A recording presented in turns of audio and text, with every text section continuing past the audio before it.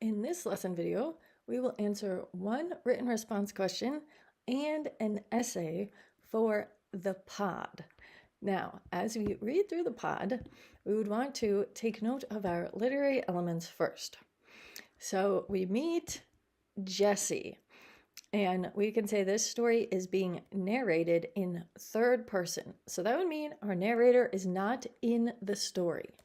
Now, we have his cousin Pete talking about dolphins, which we could say is going to be some foreshadowing for an event that occurs later. But first, we need to learn some things about Jesse. So Jesse's our story's protagonist, and we learn that he is a little bit annoyed with his relatives because he is going to say, "Poor Jesse, it's a shame about the accident. He used to be a great athlete." Even when they didn't talk to him, he could feel their pitying thoughts.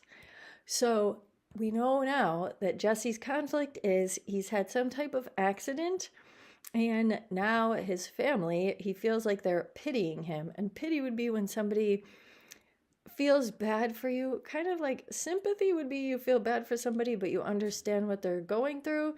Whereas pity would be you feel bad for them because they're like less than you. So typically people don't like to be pitied.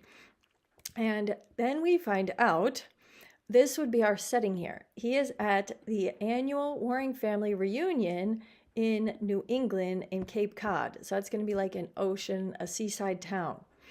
And we also learn this is the first time he's with his family since the accident. So his accident was particularly hard on Jesse. Well, of course, an accident's going to be hard on anyone. But he was a star of his soccer team and he had an athletic scholarship. So this would be a serious blow to Jesse, obviously. Now he's going to be driving to the store to get away from his family that are annoying him. And as he's driving, you have him feeling like really, he has a lot of, you could say he's pitying himself when he says he was a cripple and he knew it. He wouldn't really say that to somebody, but he's saying this about himself here.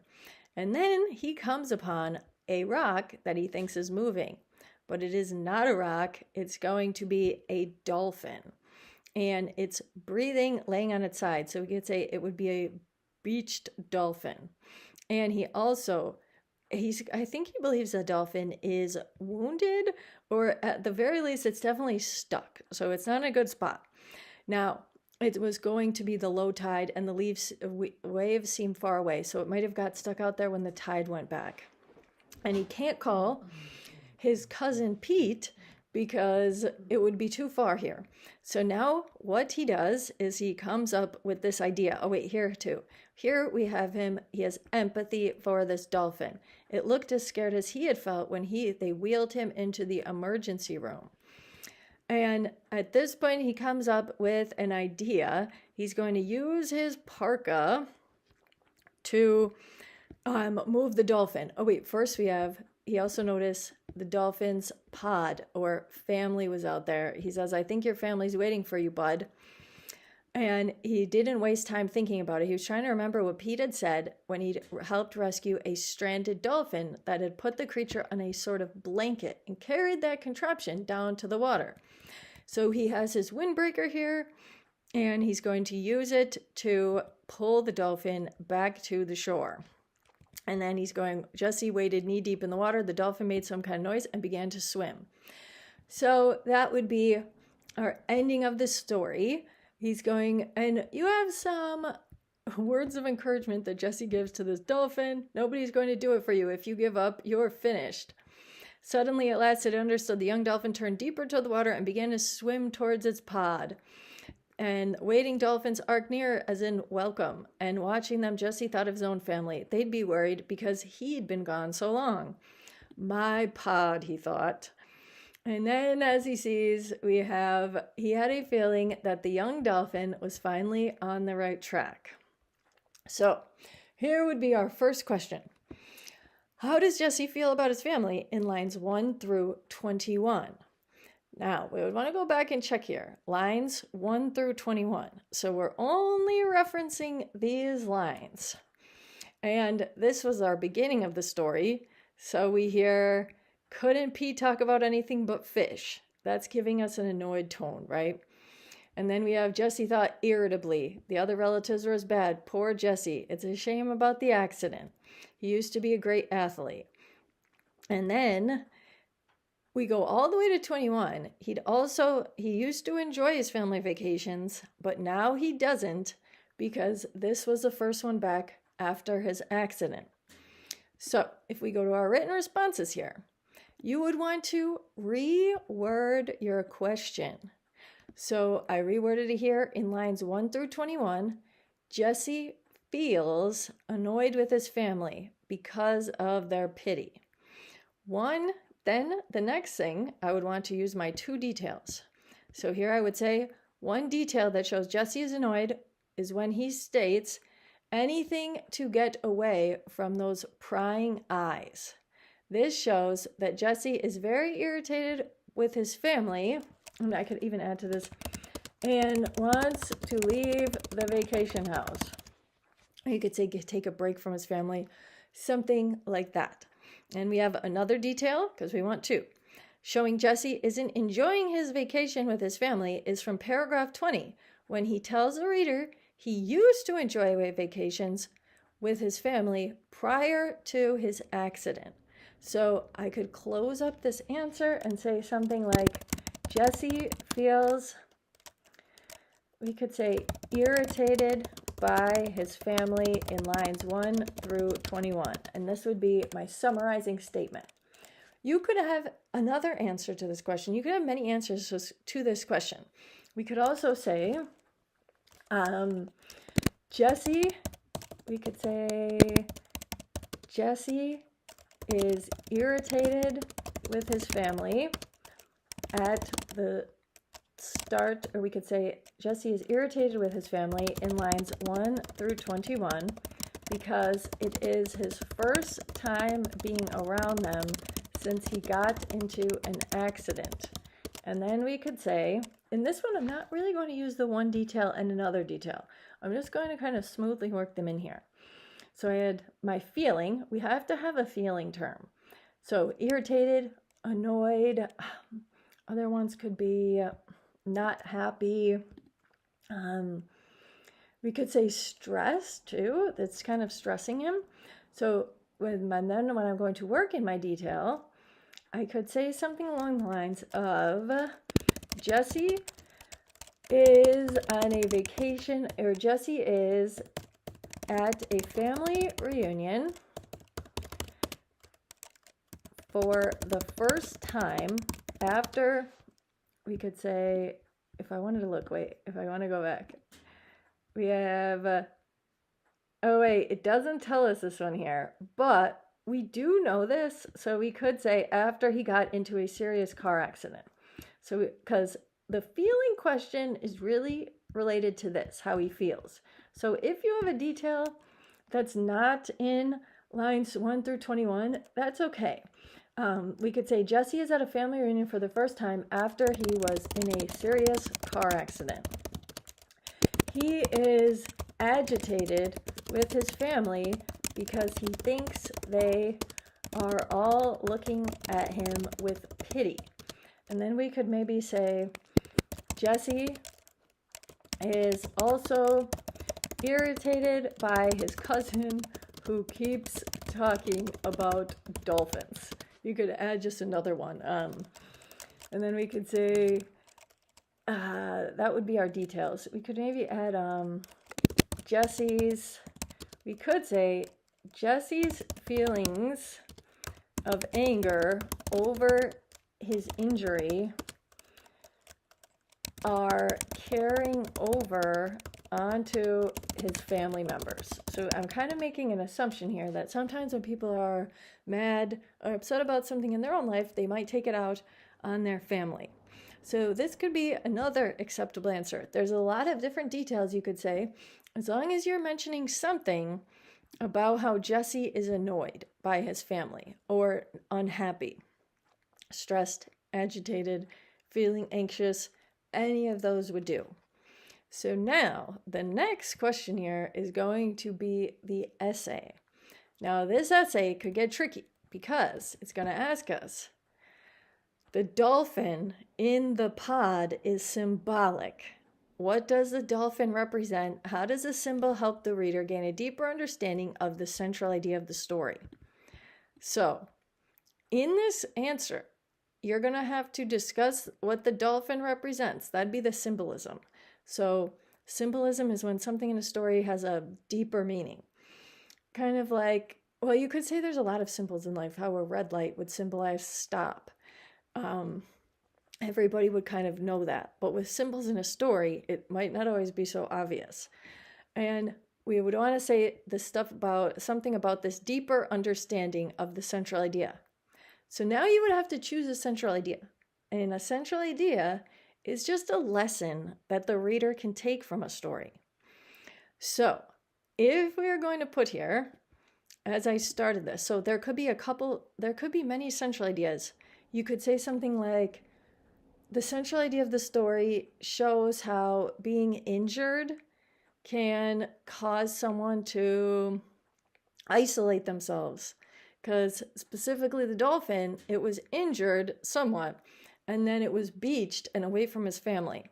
And then you had Jesse, he was injured, and now he's purposely isolating himself from his family because he feels like they're always like pitying him.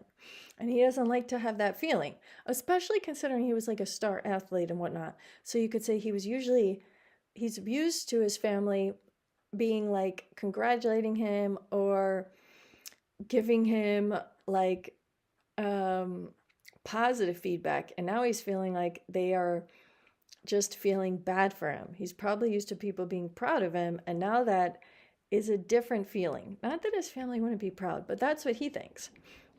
So when I introduce this, I say, the short story The Pod is about a boy named Jesse who is on his first family vacation after experiencing a serious accident. Now, this would just be your hook sentence. So you could it doesn't always have to be a eye-catching sentence. Sometimes I say a hook needs to draw the reader in. But we're just giving the background. What is this story about? A boy named Jesse.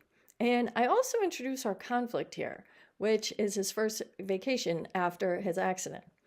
Then I go on to say Jesse comes across a beach dolphin and tries to get the creature back with his family or pod. The central idea of the pod is the importance of appreciating family in times of trouble. The pod is symbolic of Jesse's family dynamic because Jesse is injured like the baby dolphin. So here, I'm saying that the pod is symbolic of Jesse's family, but then I also am going to say the dolphin is symbolic of just Jesse. So you could word this in any way you really wanted to. As long as you are stating the central idea and you're also stating something about the dolphin and how it's like Jesse. So here in the body paragraph, I would say, the dolphin in the pod is symbolic of Jesse because both are having a hard time in regards to their families. And then I'll explain the dolphin. The dolphin is separated because it is beached. Then I explain Jesse, whereas Jesse is feeling isolated because he feels like his family has pity for him, which he does not like. And now here I'm going to use a quote. So when you're trying to explain symbolism, you would want to talk about the one part and then the other part, or the one, you would talk about the symbol, what it's representing, and then you would talk about what the symbol is, and then you could also, in this case, we're talking about Jesse. So we have Jesse and the dolphin, and then we have to explain both of their situations, and then we're going to explain how those situations are alike. So that's how you usually want to talk about symbolism. You explain the symbol separately from whatever it's supposed to be symbolizing. Then you draw them together. So here we have, Jesse says, even when they didn't talk to him, he could hear their pitying thoughts. So that's my evidence. And then I might even add here. So we have when he leaves a vacation house. So here I'm going to this would be a lot. You wouldn't have to make it this long, an essay answer. But I want to say something about my quote. I could say Jesse's feelings, or we could say Jesse, this shows, I'm going to follow it with a this shows. So sometimes when you use a quote, then you would follow it with this shows. This shows how Jesse was very irritated with how he thought his family was treating him. They weren't really treating him in any way, but he had that impression that they were, right? So then we could say, when he leaves the vacation house, he comes across a beached dolphin. The dolphin's eyes rolled again. Jesse felt a jolt of empathy. So now I could show another sign here. I could say, this develops the symbolism because Jesse sees himself in the dolphin. And then we can say, Jesse helps the dolphin get back into the water and notices that the dolphin's family was waiting for it. This reminds Jesse of the importance of family. And we would have known that too. You could have used a quote there too, because at one point Jesse was going to say, he says, Jesse thought of his own family. So you could even use that quote there. But I'm just saying, I'm kind of paraphrasing it. This reminds Jesse of the importance of family. I could even say, because it reminds him his family is probably worried about him because he's been out for a while now. So then I would do a closing sentence or a closing paragraph here where I'm just going to kind of summarize what I've said. So I really want to repeat some things that I said in the introduction paragraph. The dolphin Jesse saves in the pod is symbolic of Jesse because both were going through a difficult time.